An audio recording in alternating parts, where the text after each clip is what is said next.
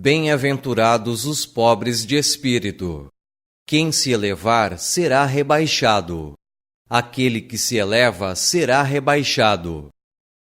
Naquela mesma hora chegaram os discípulos até Jesus, dizendo: Quem é o maior no reino dos céus? E Jesus, chamando um menino, o pôs no meio deles e disse: Em verdade vos digo que se não vos converterdes e não vos fizerdes como meninos, de modo algum entrareis no reino dos céus. Portanto, aquele que se torna humilde como este menino, esse é o maior no reino dos céus. E qualquer um que receber em meu nome uma criança, tal como esta, a mim me recebe.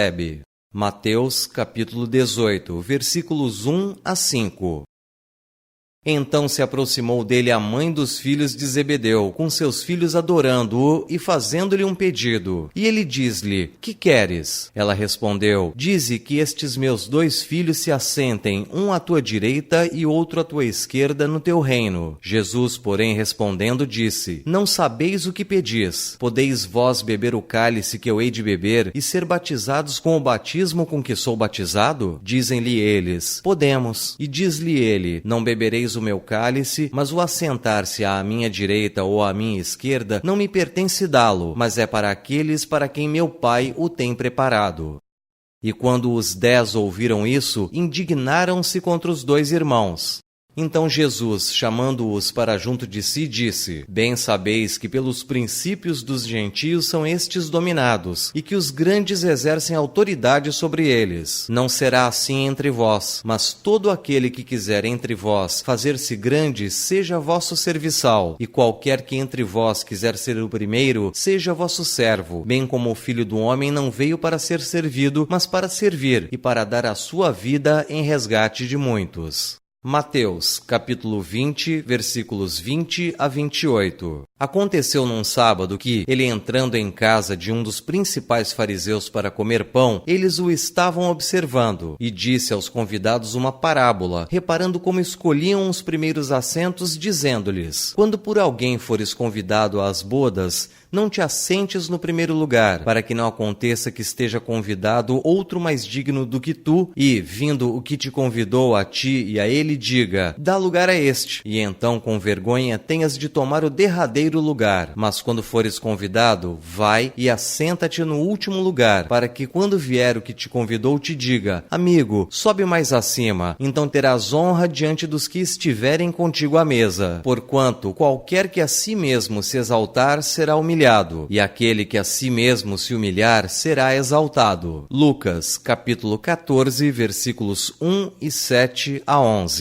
Estas máximas são a consequência do princípio de humildade que Jesus não cessa de pôr como condição essencial da felicidade prometida aos eleitos do Senhor. Ele a colocou da seguinte forma: Bem-aventurados os pobres de espírito, porque deles é o reino dos céus. Jesus toma uma criança por modelo da simplicidade de coração e diz: Será o maior no reino dos céus aquele que se humilhar e se fizer pequeno como uma criança. Isso evidencia que o maior será aquele que não alimente nenhuma pretensão à superioridade ou à infalibilidade.